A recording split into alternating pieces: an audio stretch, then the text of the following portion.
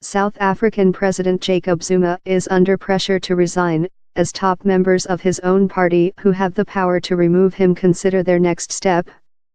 His presidency has covered more than a third of South Africa's time after apartheid, but it has been dogged by scandal. So what has happened to bring us to this point? Here's a timeline of the key events.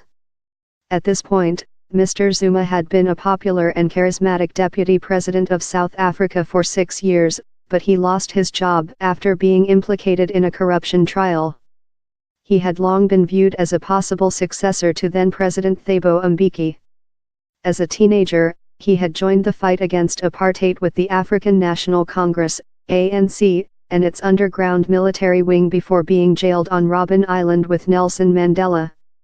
In 1997, he became the deputy president of the ruling ANC, and was then named as South Africa's deputy president in 1999. Later, he became embroiled in controversy over a 30 BN rand, $5 BN, £3 BN in 2009, arms deal involving a number of European companies.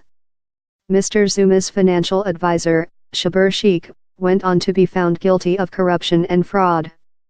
During the trial, Mr. Zuma was implicated in the corruption allegations, and while he has always denied the claims, he lost his job. He was charged in 2007. Mr. Zuma's race for the presidency was in its last stretch when prosecutors dropped the charges against him over the arms deal.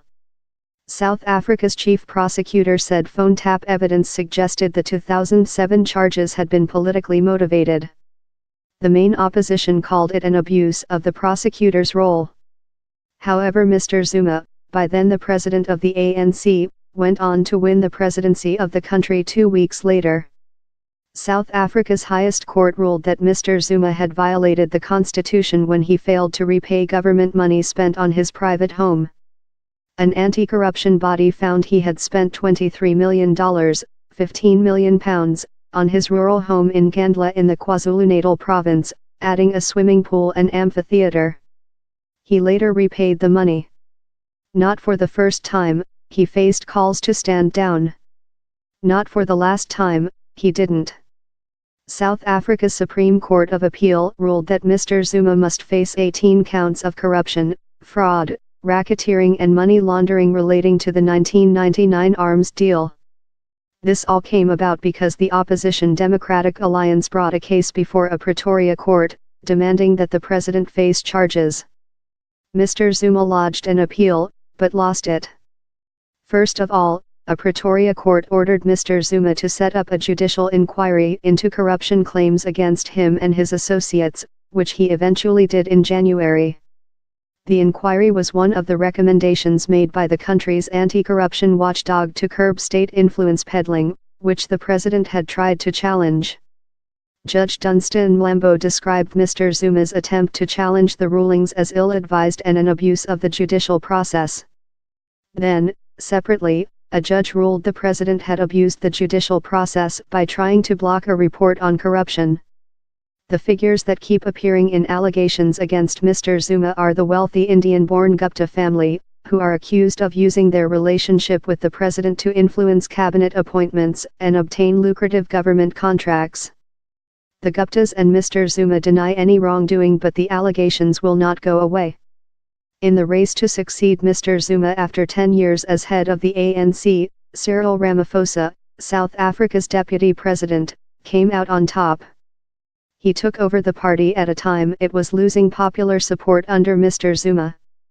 He campaigned as the anti-Zuma candidate, promising to target corruption. His victory put him in a position of strength over the president, and made him a leading candidate to succeed him. Mr. Zuma's presidency has, at most, 14 months left to run. He can't run again. South Africa has a 2-term limit, and the next elections are scheduled for April 2019. In truth, it may be over even sooner. Since Mr. Ramaphosa took over the reins of the ANC, the pressure on Mr. Zuma has grown considerably. The ANC's National Executive Committee had been expected to make a final decision on his future on Wednesday, but that meeting was postponed after fruitful discussions were held with him. Those discussions came after Mr. Zuma's State of the Union address, scheduled for Thursday, was cancelled in an unprecedented move.